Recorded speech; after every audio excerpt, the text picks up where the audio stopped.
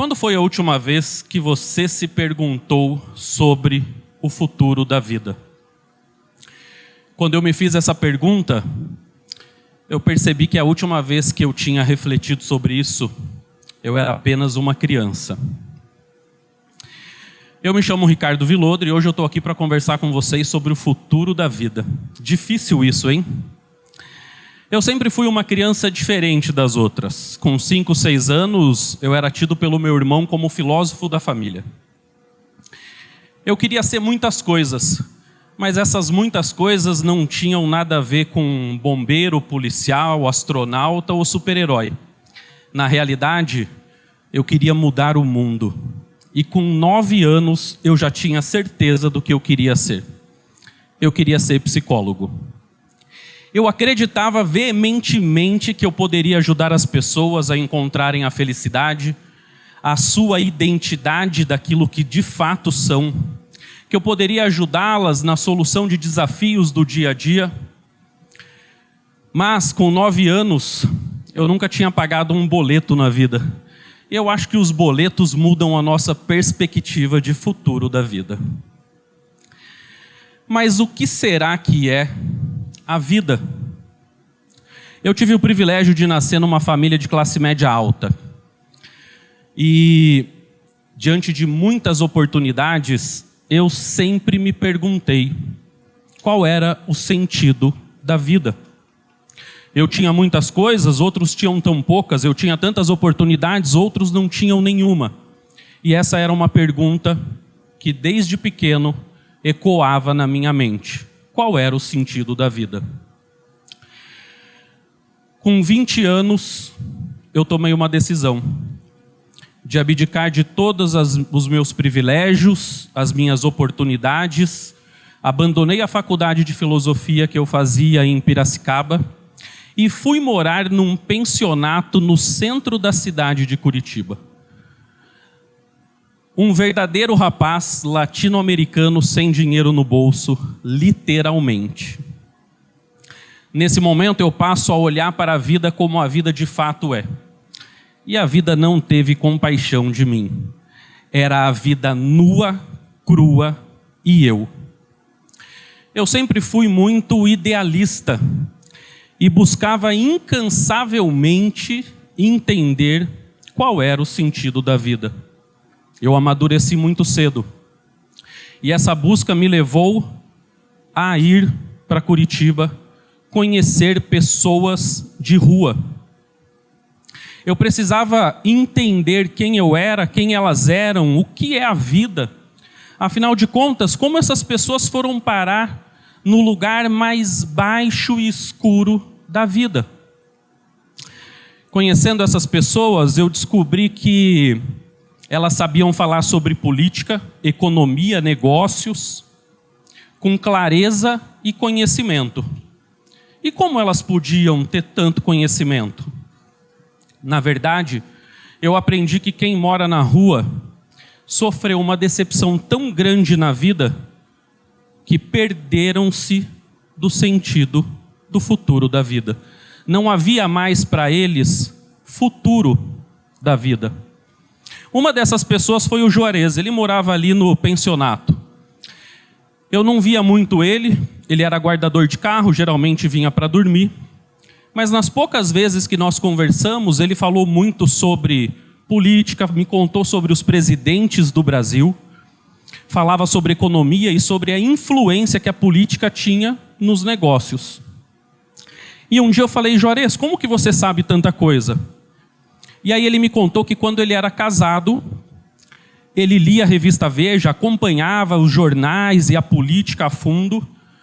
E nos finais de semana, na casa do sogro dele, quando eles iam almoçar, eles debatiam sobre a realidade social do país. A última vez que eu vi o Juarez foi em 2002, no Dia dos Pais. O Juarez levantou cedo, tomou um banho, se arrumou, penteou os cabelos e foi para a cozinha do pensionato, se sentou ao lado do telefone. Desde de manhã bem cedo até o final da tarde, ele esperou pelo telefonema da filha dele. Ela não ligou. E por volta de 6 horas ele saiu e eu nunca mais vi o Juarez. O Juarez foi traído pela esposa dele. E o baque que ele sofreu, a humilhação que ele sentiu foi tão grande que fez com que ele perdesse o sentido da vida. Uma outra pessoa que me marcou foi o João. O João morava num barraco na favela. E eu fui visitar ele, fui conhecer o barraco dele. E ele, se sentindo prestigiado pela minha presença, quis me dar um presente. E ele me deu um livro de Portinari. Quando eu olhei o livro de Portinari, eu falei: João, você sabe quem é Portinari? E ele falou: sei. Então me conta a sua história. Como que alguém num barraco na favela sabe quem é Portinari e tem um livro de Portinari? O João era viciado em crack, vivia nas ruas, vivia bêbado, vivia perdido.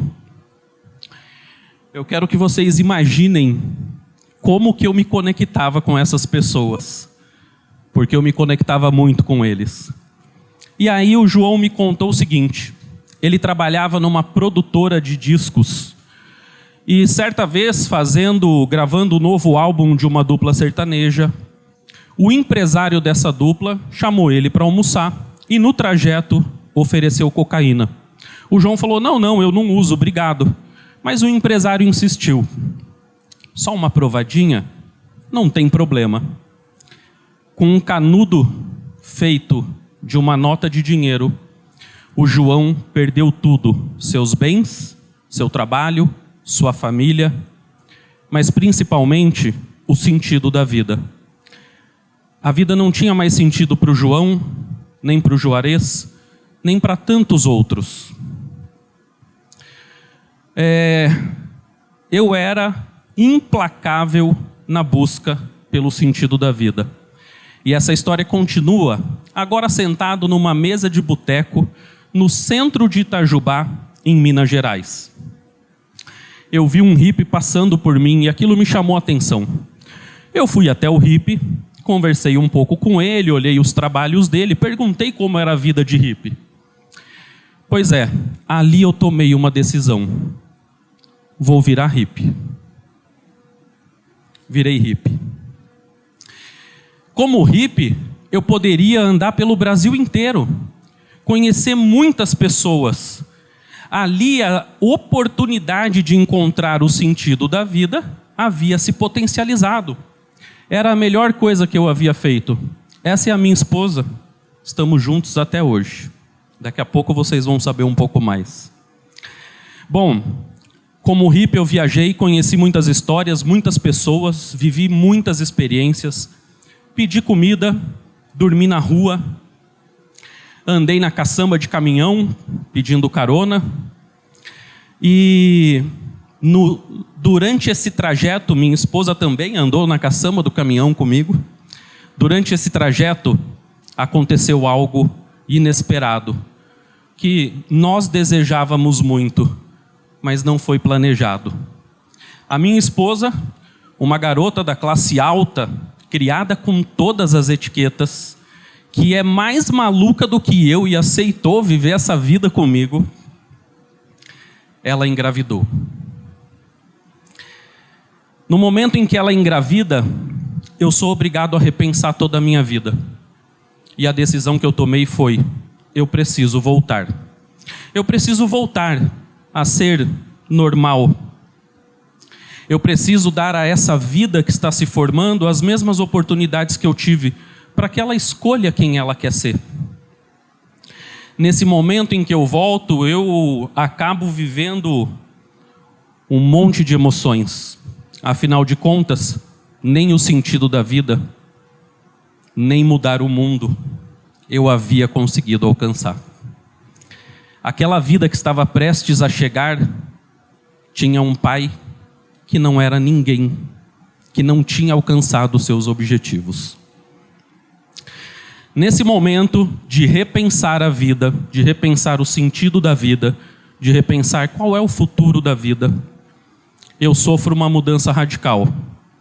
Em Carrancas, Minas Gerais, uma cidade turística, nós nos tornamos empreendedores. Fizemos parceria com a prefeitura, com os comércios, as pousadas da cidade. Fizemos 2 guias turísticos, fazíamos o design gráfico das empresas de lá, trabalhávamos com o jornal da cidade, fazendo as publicidades. E a minha esposa, mesmo grávida, se tornou professora de inglês da única escola da cidade. A nossa vida mudou radicalmente. Aquela criança nem havia chegado e já tinha transformado a nossa vida. Aquela criança. Eu quero fazer um convite para vocês nesse momento. Eu quero convidar vocês e encorajá-los a se entregarem nesse momento. Eu quero convidar vocês a fecharem os olhos de vocês. Fechem os olhos, fiquem bem à vontade na cadeira, se sentem bem confortável, porque eu quero te convidar a ter um encontro com alguém que talvez há muito tempo você não veja. Eu quero que você se lembre de um momento da sua infância, que marcou a sua infância, um momento de felicidade, de alegria. Eu quero que você olhe para aquela criança. É você. E o que aquela criança sonhava para o adulto que você é? O que aquela criança desejava ser? O que era o futuro da vida para essa criança? Nós nos tornamos adultos, nos enchemos de responsabilidades, inventamos um monte de problemas para justificar. Agora eu sou adulto. E muitas vezes nós nos esquecemos da criança que nós fomos. Pessoal, eu quero dizer para vocês que se havia a expectativa de que eu pudesse responder qual é o sentido da vida, eu sinto muito. Eu não tenho essa resposta. E sinceramente, eu acredito que vocês também não. Mas eu acho que eu sei quem tem. Esses são os meus filhos. E eu acho que quem tem a resposta para o futuro da vida são as nossas crianças. Então, qual é o nosso papel? Eu acredito que o nosso papel seja deixar um mundo cheio de esperança, alegria, amor e oportunidades, para que eles possam continuar construindo e vivendo o futuro da vida. Obrigado.